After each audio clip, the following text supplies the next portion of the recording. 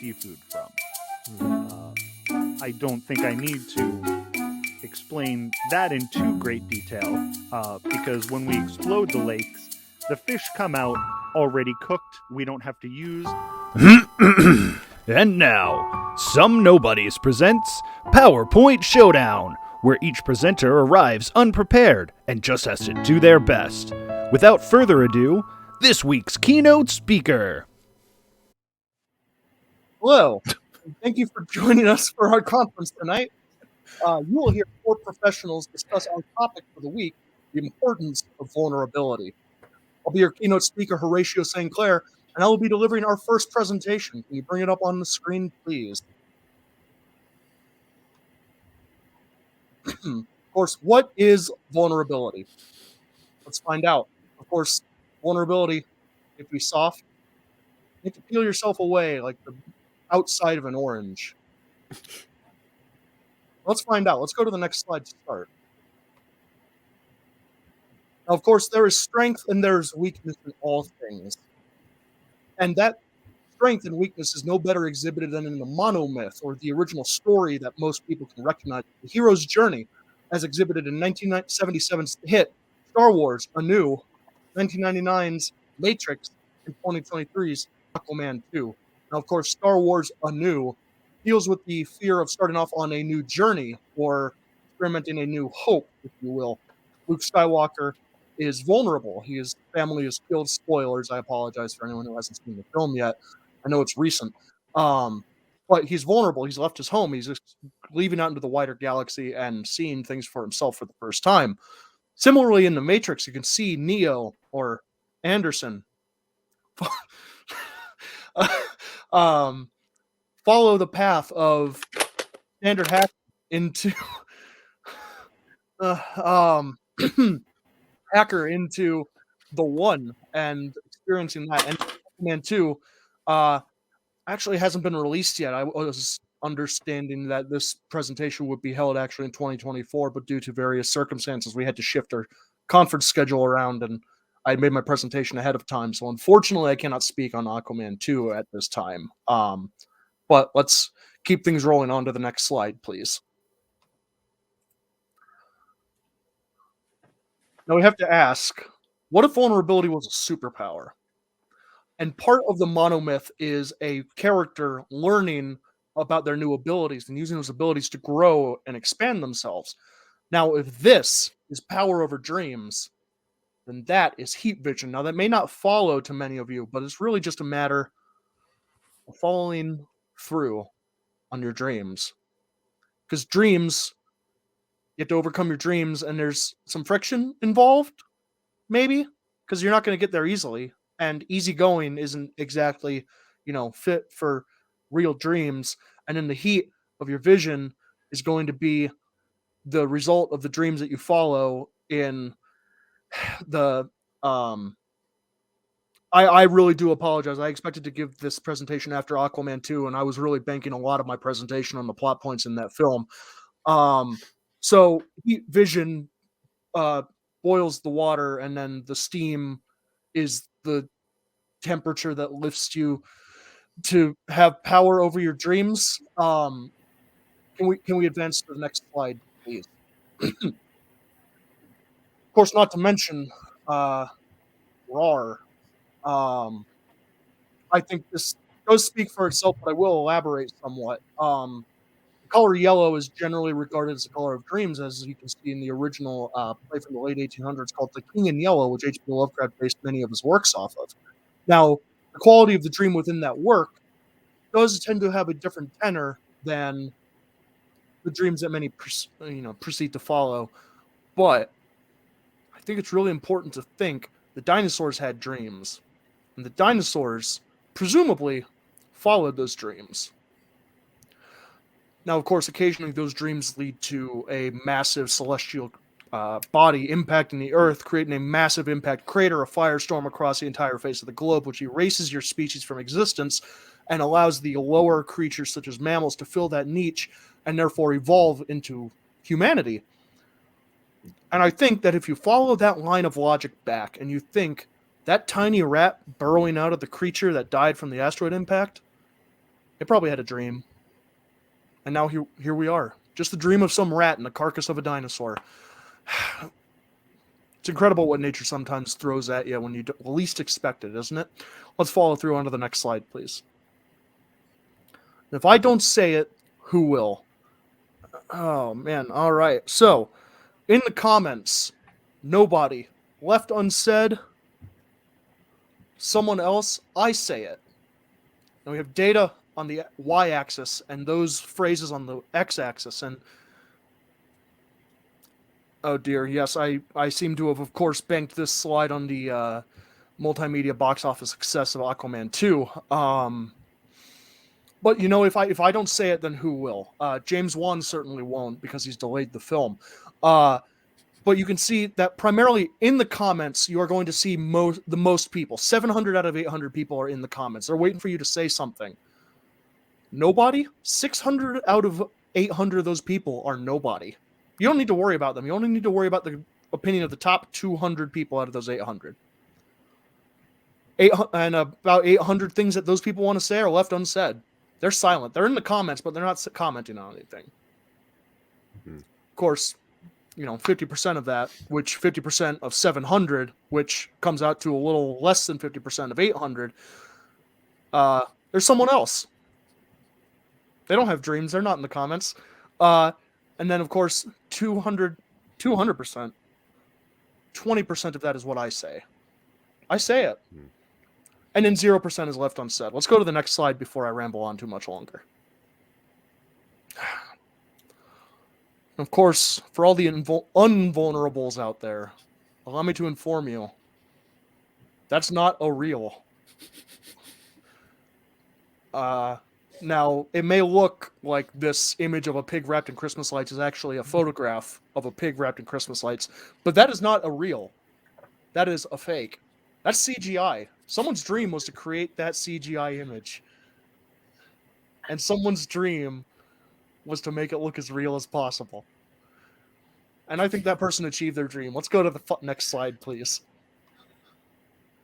Now, if I can tell you a quick story. Girl meets boy. Boy meets girl.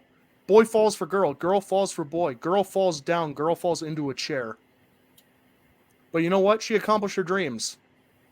And she lifted up that sign that said, if I can tell you a quick story. I don't think anything needs to be said further on this. Let's go to the next slide. And in conclusion, I'll leave you with an analogy. When your only dream is to be a skunk, sometimes you don't worry about the quality or source of the stripe. And I think that concludes my presentation for this evening on the importance of vulnerability. I will now take some questions from the panel. Let's see. Mr. Hugh Zachmann. Number one, eloquent presentation. Thank you. Thank you very much. As all of yours are always. Now, I did have a question. You spoke a lot of Aquaman 2 and the failures of James Wan in pushing this film further backwards, but you never seemed to touch on why Aquaman 2 was so vulnerable. If you would, in a little over 200 words, please. In a little over 200 words. Okay. Let's see. Will someone, Mr. Zachmann, will you maintain count for me? In Aquaman 2, I believe Aquaman loses his ability to breathe air. So, when all the air on Earth starts running out of water vapor, he has to go and be vulnerable on air, but he can't breathe. So he's out of water and can't breathe, and he loses his fish powers. So he's just man instead of aqua. And I think vulnerability is really what takes us from where we are in our comfort zones to where we are unable to breathe. And I believe that's over 200 words, but it seems like everybody has lost count. So I was counting so fervorously that I did not hear anything you said. But excellent. I'm sure it was perfect, and I'll listen back to this to get my actual answer. Very good. And I hope that we can display it on screen at some point so I can have some record of this. I'll get down to it. All right. Further questions. Yes, Mr. Business Jim. I also had a question about Aquaman. Mm-hmm. Now, you seem to be worried about Aquaman 2 when, in reality, about 78 to 93 superhero movies come out every single year. Mm-hmm. Why couldn't you just switch your Aquaman stuff to anything? The Batman, Guardians of the Galaxy 3, Iron Man 5, Avengers 6, Now, Batman 4. Mm-hmm. I just what is it about Aquaman that was so important to this presentation? None of the other superhero films you list are being crossed over with the Fast and Furious franchise. And to see Aquaman drive a submarine that turns into a car that goes into space is a scenario that I was quite thrilled to see. And unfortunately, we will not see it until 2033. How do you know so much about Aquaman 2? My sister is married to James Wan. No further questions. Mm-hmm. Yes, Tia. So non-Aquaman related question. You're Mhm. welcome. Thank you. Mentioned that very touching story about the girl in the chair with the sign. And at the beginning of the story, you mentioned that there was a boy. And I was just wondering if, like you didn't elaborate at all. I'm a little curious. Does the boy have any vulnerability? Like, what's going on with him? The boy is vulnerable to film delays because that boy was James Wan and the girl is my sister. Wow. Thank you. I was cautious to answer that because they did not sign a release. But I have very good lawyers. Fair enough.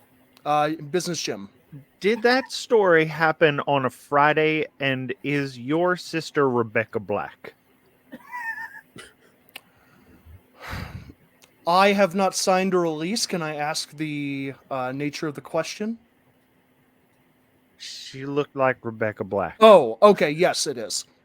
Okay. Yes. That's my only question. Okay. Any further questions? All right. Well, thank you very much, everyone. And of course, we will follow up to my presentation here with Tia's presentation. And we will get that pulled up in just a second. All right. I want to start off by thanking everyone for being here today. Really appreciate you coming to listen to me talk. Something I'm very passionate about: vulnerable solutions in an invulnerable world. Let's take a look, guys. Why are people so invulnerable? The world is so cold and so hard, and sometimes it can be difficult to see. It feels like you have a blindfold on, but that blindfold doesn't have to stop you from seeing the world around you. That blindfold is only stopping your vision because you're making it.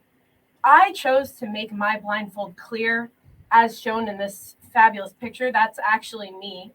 I had different hair, obviously, but it's me. And when you open your eyes and you get rid of that blindfold, you can see, literally and figuratively, that the world is so much better with a little bit of vulnerability. Let's take a look at why, my friends. Muscles.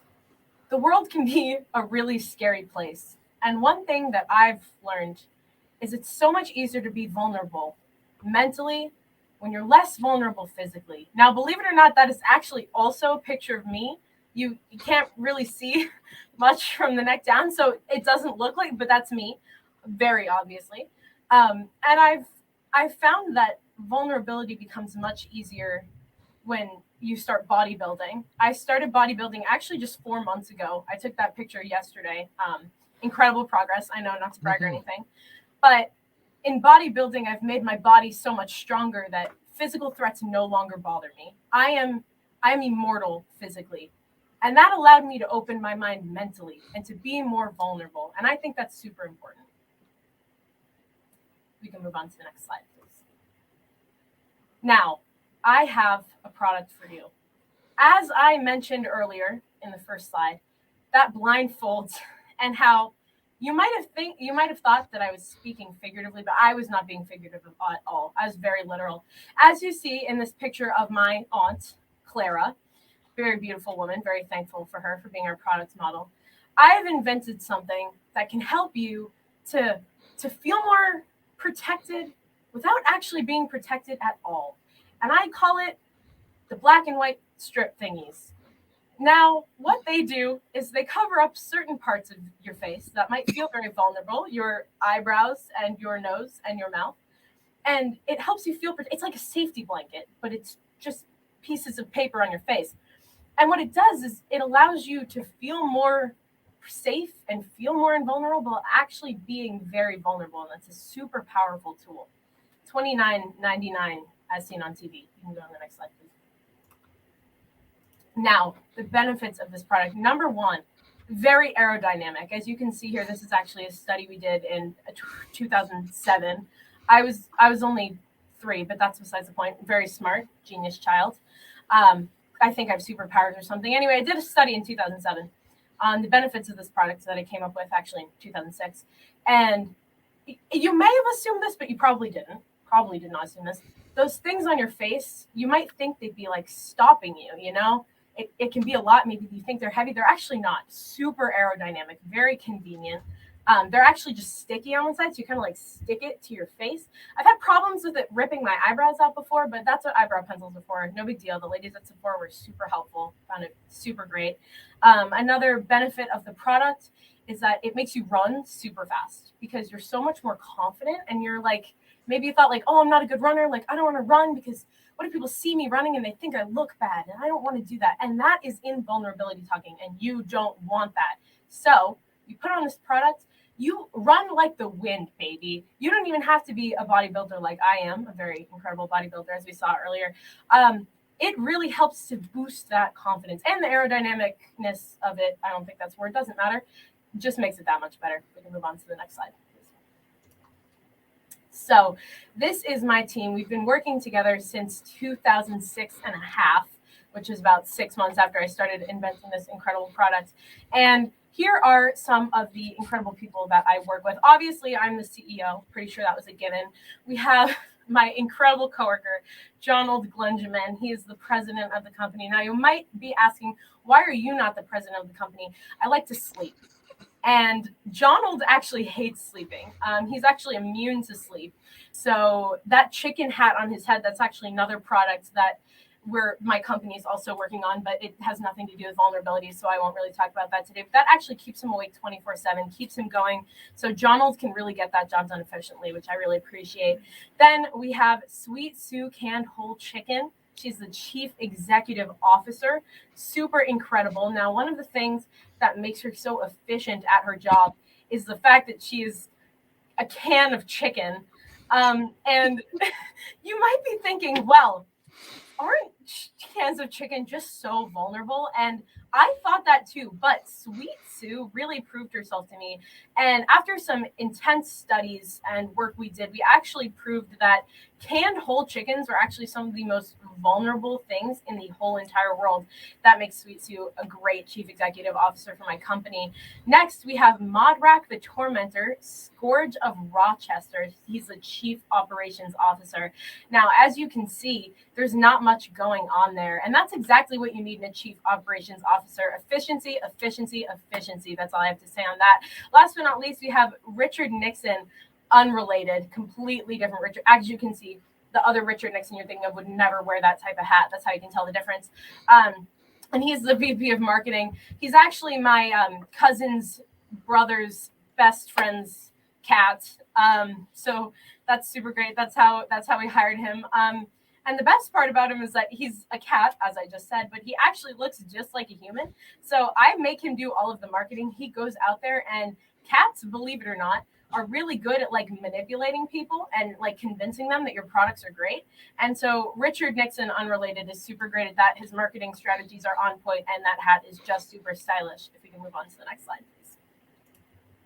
So an overview of the company. This is a graph of the distribution of amount by category. So basically what you can see is all of the cool stuff that we do and how much of it that we're doing. Next slide, please. in conclusion, now, this wonderful picture, you guys are going to be really surprised with this. That's actually a picture of me. That is that's my 8th grade yearbook picture. And no, it is actually not edited at all. Now, you might be thinking, I didn't see any faces on her hands. Have you seen my hands? I don't think so. I've been hiding them. You know why? I'm a little ashamed of my face hands. However, though those face hands may make me seem vulnerable, I'm not afraid. That does not mean I'm going to show you my face hands. Still a little insecure about them. But the point is, I live my life as a very successful bodybuilder and model and cat wrangler and professional pickle eater and entrepreneur with face hands. And if I can do it, so can you. And that is the end of my presentation. Thank you very much. Can I get any questions from the panel? Thank you, guys. Thank you. Appreciate it. Yep. Go ahead, Mr. Horatio St. Clair. Yes. One of your slides was a chart detailing the allocation of amounts by category. Now, I was hoping if you could elaborate briefly on amounts into categories. Now, I saw one bar was very large and the rest were very small. So just any light you could shed on that topic. Yeah, so that's actually the amount of people in my company that I make up in my head versus the amount of things that they do. That big one that you're referencing is the most unproductive people in the workplace, and that is actually the real humans that work at our company. Believe it or not, the smallest numbers, the people that do the most work, are actually the people I make up in my head, which is very impressive and something that I'm willing to elaborate more in another presentation. But unfortunately, we do have more to get to today, so I'm happy to discuss that with you another time. You can reach out to my agent with any more questions on that. Of course. Hugh, Zachmann. Yes, wonderful presentation. Thank you so much. I heard that we've been trying to get you on our panel for many, many years. Yes. And I do not want to bring up your face hands. I would appreciate that. They make me feel very sad sometimes. Yeah. My question is, you spent the upwards of 4 months training your body into what you said immortal. Absolutely. Right. Yet you left your brain vulnerable. Now, what are you going to do with an immortal body once your brain, which is fine to be vulnerable, dies? So the funny part is, I think you're missing a key thing about this. Totally understandable. I didn't see it at first either. Your brain is actually part of your body. So, I forgot it too at first, and I went to my doctor and I was like, how does that even work? And he was like, you silly, silly goose. I can't believe you didn't realize this. No, basically what my doctor, and by my doctor, I mean WebMD, said is, if you bodybuild enough, eventually your brain you don't need it anymore. You start thinking with your quads and your delts and your gluteus maximus, and it kind of takes over the brain eventually. Your brain gets kind of like absorbed back into your body, and it just makes more muscle, basically, is what WebMD said. So great question. So you did take this advice from a doctor that called you a goose. Yeah. Yes. Okay. Well, the funny thing is, my doctor is actually blind, so because it's a website. So he couldn't see that I wasn't a goose, so I wasn't going to really think too much into that, That's fair. Okay. Yeah. Business Jim? Yeah. Now, that picture of you with all those big, strong muscles, yes. You had no skin on that picture. I was just wondering, did you make your skin removable? Or are you wearing some sort of latex suit? I hate to bring attention to it, but it's been freaking me out ever since. No, that's a totally understandable question. I'm actually glad you brought it up, because I really wanted a chance to brag about mention one of my other inventions, which is the invisible skininator. Basically what happens is I was like building my muscles so much every day, putting 27 hours a day into the gym, no sleep, no food, no nothing except for the 37 hours of sleep a day I get. I'm not really great at math. And basically I was like, wow, my muscles are getting so big and strong. I really want a way to show them off to the world. So what I did was I basically went on WebMD again. Trust WebMD with my whole life. This is not sponsored. I just really love WebMD. And they basically said if you mix vinegar and toothpaste and just a little bit of honey mustard together and then lather it all over your skin. Let it sit for like 12 hours. The more it burns, the better it's working. And basically what happens is you just wipe it off, not in the shower. That hurts really bad. Don't, like, trust me, I tried. Wipe it off with like a lotion tissue, you know, the ones you get when you have a cold and your nose is really sore. Wipe it off. Skin, can't even see it. I'm pretty sure it's still there, but you can't even see it, so that's all that matters. Show off your muscles and then give it like a couple months. You get some scabs and stuff. It doesn't really feel great. I had to like stand pretty stiff, and then your skin just grows back, and it's actually very great and convenient. So I'm currently patenting that. Soon enough, hopefully we'll be able to sell that in like bottles so people can actually purchase it.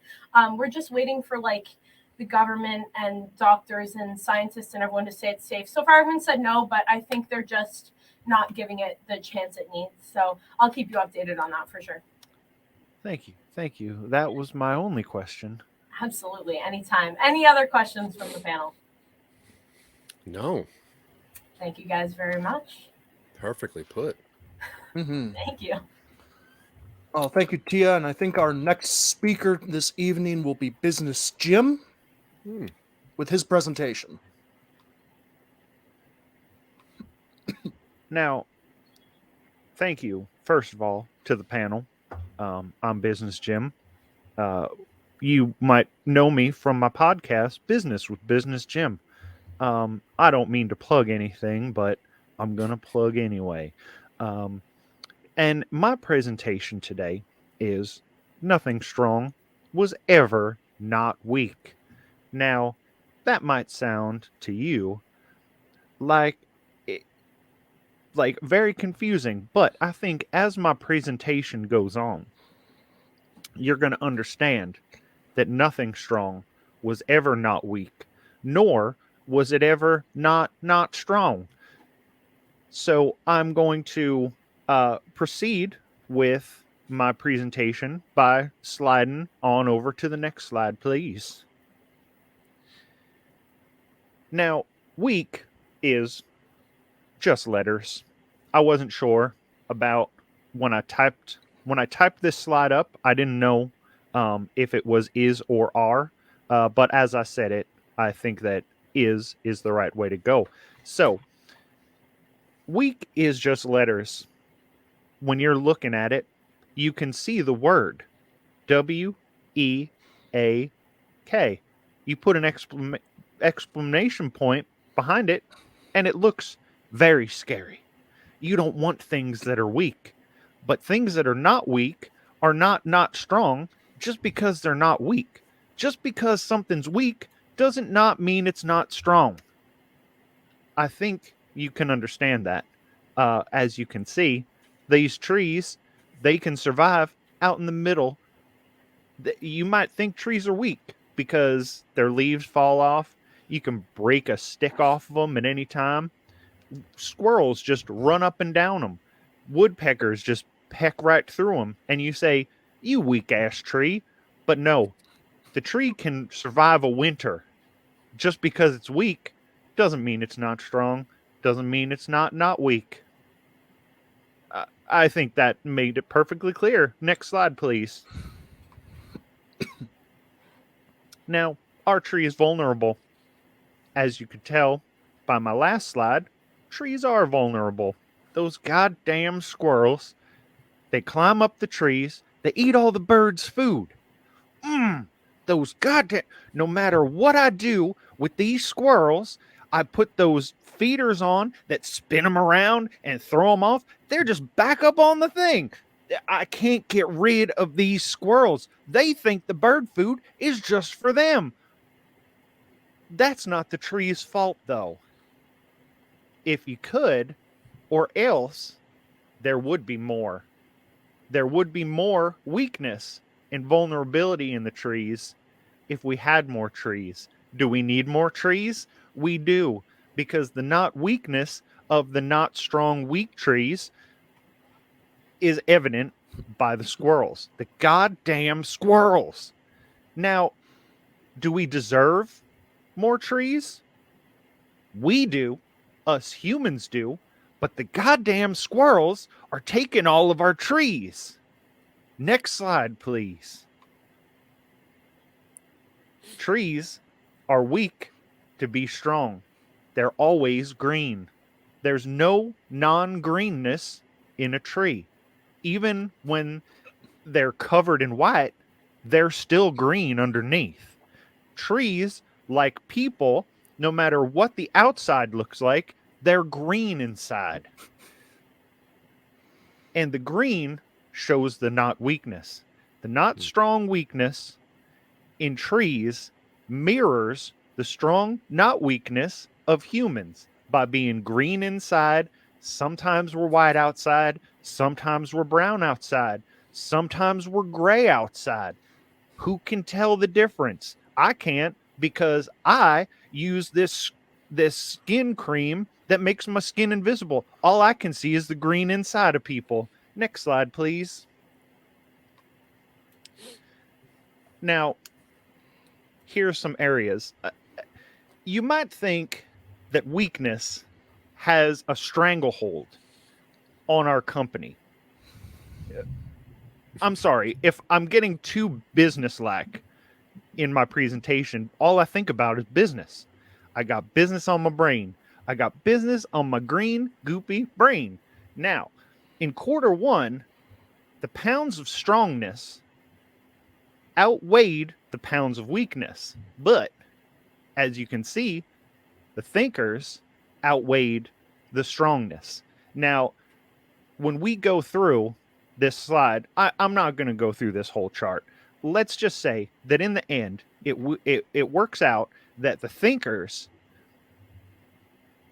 are the most pounds in a company, and the weakness and the strongness are just about equal. So when we look at business, we're looking at throughout the entire year, the strongness sometimes is up. Sometimes the strongness is down. Sometimes the weakness is up. But the thinkers are always the most pounds. Next slide, please. Now, you might think that strong women like strong men, but they don't. The way I was raised, strong men want weak women, because the weak women, you're able to tell them what to do. They're not strong. They're not weak. They're strong, not weak. But sometimes the strong women, which where I'm from, we don't really have too many strong women. They're not allowed to be strong. They're raised to be weak, because the men where I'm from are weak, but we don't like to think we're weak. So we not weak ourselves by making our women strong, by making our women not strong. And I think that makes perfect sense. Now, you might think that a horsewoman is weak, but she's not. She's strong. We don't want no strong horsewomen. We like a fragile woman, like a rope down to its last strand of hemp. Now, we make our ropes out of hemp. There's a bunch of math involved. We're not going to get into that. I don't really understand math. I only understand business. So what I'm saying is, you got to find yourself a weak woman, not a horsewoman. Next slide, please.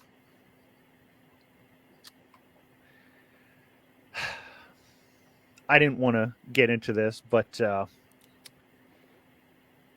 I did find everyone's presentations. Everybody wrote their presentations down, and they printed them out, and they left them backstage in the green room, and I found them, and I read them. So I knew exactly what was going to go on in these presentations. Now, the data shows that before me, there were 4.5 presentations. I don't know how many are going to show up on this podcast, because those first 1.5, pretty weak. Now, after me, there's going to be 4 presentations, but I don't want to make myself look too not strong by putting strong, not weak presentations after me. So I'm going to only put the weakest presentation after me. so that everybody remembers my presentation. So once I'm finished, there's only going to be the other one, the not strong, the weak presentation. And I'm sorry that you're going to have to sit through that, but when you put a not strong, weak presentation after yours looks more less strong, more not weak strong. Next slide, please. In conclusion, you can put a roller skate on some horses, and if those horses are women, the only way that you can control a woman who's a horse is by putting roller skates on her, because then she can't control herself. You got to make yourself strong by making the horsewoman the strong woman. You got to make her weak, and the only way to make a horsewoman weak is to put roller skates on her so she can't control herself. Now, we do this all the time where I'm from, and I don't want to tell you what we do after we put the roller skates on the horsewomen. I'm going to leave that up to your imagination. So, thank you for listening to my presentation today. I hope it made sense to everyone. I sent this through all of my business associates, and my family business, and my business podcast listeners, and they all said it made perfect sense. So if it didn't make sense, I'm gonna blame it on you for not understanding, because your brain is weak and not strong. Do you have any questions, anyone? Yes, yes, Miss T. Tia. Yeah. So close. It's Taya, but you tried. Doesn't matter. I just want to circle back really quick. You happened to mention this super cool, interesting invention someone made, the invisible skin cream, that I just happened to just bring up to you just minutes ago. So I'm wondering how you got your hands on a bottle of that, and if I can have your lawyer's contact information, completely unrelated. Now, I said anything that I found in the green room was property of me. So I was going to ask you actually to go into business with me, because, you know, my business is not weak, it's strong. And I thought that your invention was very strong. And I was going to give you 50% of the profits that I made from the skin invisibilization cream. But you left it laying around, so it's mine now, because of the law of finders keepers. Next question, please. Yes, Mr. Hugh Zachmann. Thank you. Now, it seemed you spent a fair amount of the time that you were given talking about weak women or strong women, whether they were either horse women or human women. But I fail to recognize where any of this comes into vulnerability. Well, I mean, I think it's pretty obvious myself. I didn't ask a question yet. Okay. My question was, on the slide that you presented with the graph on it, you failed to explain what the graph actually was. And if I could see quickly, if we could bring that slide back up, pretty please, if that's okay, if somebody can take care of that. Do we have any producers here? Yes. Okay. So this slide here, if I look at the bottom, it does say that there is this pizzazz and comfort? I read that third one as combat, but comfort makes more sense. Oh, or combat. I can barely read it, and I was just curious if you could explain that, please. Now, I didn't want to get into it because it doesn't really make that much sense. I was just going by the numbers. We got before me style, we've got pizzazz. And I'm going to, that is supposed to say combat, because I am going to fight all the presentations before me and after me with style and pizzazz. As you can see, I already have my style. You haven't seen my pizzazz yet, but when I fight you, you'll see it. There will be combat, and I'm also going to have to fight whoever made up that slide because it's wrong. Thank you. That was more than what I was expecting. Yes, Mr. St. Clair. Yes, thank you for the presentation. During the presentation, you made a point of your theory that all trees and all people inside are green. Yes. And just recently, when answering Tea's question, you mentioned a green room. Now, you understand that we are within a conference hall and not a tree or a person, correct? Yes. Well, the room where we get ready, there's a lot of trees in there. And also, I killed a bunch of people, and their green insides are all over the place. I'm uncomfortable in a room that's not green. Okay. So I'm going to do whatever I have to make any room that I'm inside of green. Okay. No further questions from me. I think that's fair. Yeah. All right. Yes. Thank you, Business Jim. And without further ado, our final presentation for the evening, Hugh Zachmann. First off, I'd like to thank everyone for coming and spending time outside of the green room. It is a goopy mess in there, but green. Now, I would like to bring everyone's attention back to what the topic at hand was supposed to be, and which I believe my last presenter failed to remember was vulnerability. And one way to find out the strengths and weaknesses of vulnerability is to display the personal vulnerability. And it's easy to think about vulnerability by a couple things. What is vulnerability? It's the idea of taking chances. It's the idea of making mistakes.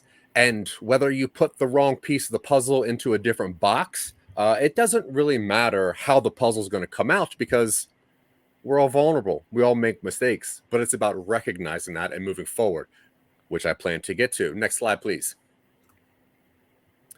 Now, why vulnerability is important? So many factors. Now, I like to bring everyone's attention back to something very simple, the dictionary.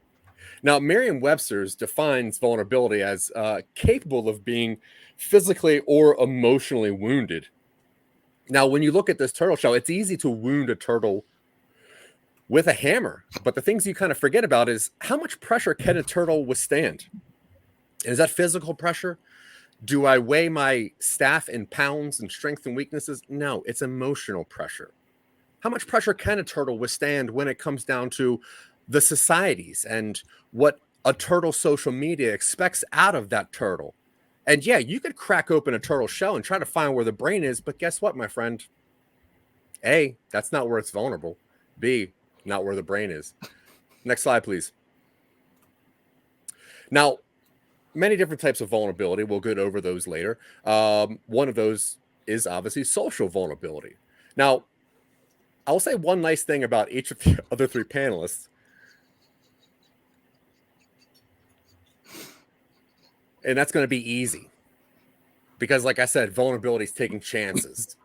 Now, you have businessman Joe up there who is so vulnerable that is unwilling to let himself be seen on camera because of his either invisible skin or his love of, I guess, figures. Who knows? Now, Tea, I tell you, if there's one thing that I know about Tea, it's the hustle and grind of not only working out 27 hours a day or sleeping 34 hours a day, but also being able to hustle at least 6 different products, even though I don't understand what your business is. And that's nice. Now, Mr. St. Clair, for a person that is really only a head, a little bit of shoulders, and one floating arm, I do applaud you for coming out of that sloopy green room and letting us know exactly your love of fruit and vegetables and other things that are probably vulnerable. And I think it's within all of us to realize that we need to be vulnerable and accept these pleasantries from time to time, even if they're coated with some sourness. Next slide, please. Now, it's easy. Like businessman Joe, he could show you a bunch of weird graphs that talk about comfort and combat. I like to keep things simple. It's the 50-40-10 rule. 50 set points, 40 Intentional activity, not international activity, no matter what you think it says. Intentional activity. Now, that could be emotional, physical, any kind of activity, whatever. As long as it's intentional, you're going to be doing it 40% of the time. The other 10%, circumstances. Now, vulnerability lies in all of these. You could set points and get vulnerability that way by dunking on your fellow player. Intentional activity, easy, making fun of businessman Joe. That's intentional. And he's vulnerable enough to handle it, I hope. Then you have circumstances. I'm here. I'm vulnerable. You saw that. Next slide, please. Now, another one of those vulnerability measures we talked about earlier is the actionable vulnerability. You might see things like my most embarrassing secret. And that's an easy one. When I was 6 years old, I fell in a crab trap outside of Atlantic City. And an old man pushed me down because they thought I was faking about it, but I was actually crying because I was 6 years old and my stomach was cut open on a crab trap.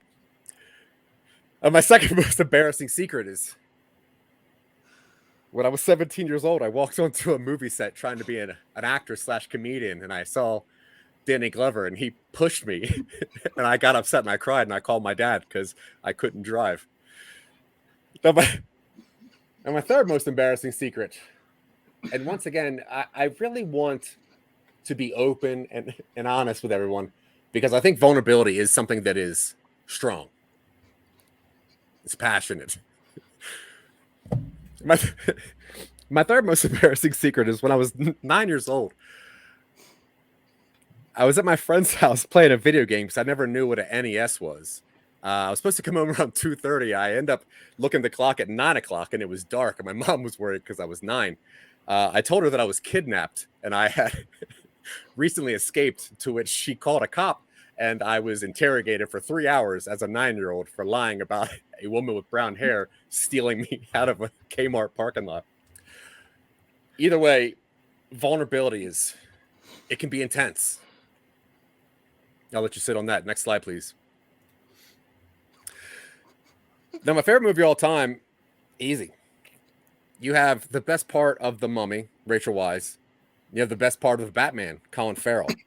You put those together, you get those clampies, which is a lobster. Now, it is available on digital HD and Blu-ray. And you can watch it any way you want to, but really it's the vulnerability of the message is important. Whether you watch it on Laserdisc, as I do, or you watch it through the neighbor's front window, which is what Mr. St. Clair does, he cries. It's emotional. That's vulnerability right there. Next slide, please. Confidence builds character. That's easy. Vulnerability is not a lack of confidence. It's almost too much confidence. Now, to show you how confident I am in this thing, I'm going to give you my social security number, which is 221-74-1276. Now, my mother's maiden name, ironically, is Taylor. That is capital Taylor. And the name of my first childhood pet was actually Mighty Banjo. He was a black cockapoo. And he died in a house fire. Next slide, please. Now, in conclusion, vulnerability comes in many different forms, sizes, colors, ages. And one thing you got to remember is how to explain what memes are to your therapist. It's an easy way for older people to talk about their invulnerabilities. They don't understand memes. They don't even know how to say it. Is it memes? I don't know. I don't watch a Drew Carey show anymore. All I know is you have to take the step out of your comfort zone and be vulnerable. You have to fall down the steps a little bit just so your neighbor says, hey, are you okay? Because guess what? That's emotional attachment. That's vulnerability. Why is your neighbor checking on you? He's a prick. Get out of here. He's vulnerable. Now you can stab and rob his stuff because you know he has a new Xbox. All I'm trying to say here is by taking the time to share, we are all being vulnerable. By taking the time to make mistakes by going before me in the presentation, all vulnerables. You can see it in the sweat that beads down Mr. St. Clair's face. He's vulnerable. And you can see it in the lackluster action figures that Mr. Joe has laying around while he has to defecate himself, not on camera. vulnerable. And Taya, is that art? Vulnerable. Thank you very much, folks. I'll take any and all questions you have right now. Vulnerability is all that's important here. Thank you. Oh, yes, Taya. Yeah, so I just wanted to revisit that slide where you discussed your first, second, and third most embarrassing moments. We don't have to, but sure. No, we're going to. I really enjoyed that, and I was wondering, less wondering and more demanding that you share your fourth most embarrassing story, if you wouldn't mind. Yeah, honestly, when it comes down to vulnerability, I think it just behooves all of us that I make sure that I am very clear. My fourth most embarrassing story is I was trying to do a stand-up routine to a llama once, and I got spit on a lot, and it was on camera, and I got so scared that I accidentally punched this llama in the face, and the llama bit me, and I left crying, bloody, and with a lot. I don't know if you know this, but there is literally 1.3 liters of hot, moist saliva that comes out of a llama's face. So I was very wet. That's very embarrassing. Thank you for sharing. My pleasure. Thank you for asking. Oh, yes, Mr. St. Clair. Yes, thank you for the presentation and your show of vulnerability. I do believe, going back to slide 7, it was incomplete. What was the name of the street you grew up on as a child? Appleton Street in Okay. Virginia Beach, Virginia, obviously. You know that. Of course. Any more questions before I go check all of my bank accounts? Oh, yes, Mr. Joe. Cyber vulnerability is something we need to get into, and we should talk about that next week. But yes, Businessman Joe.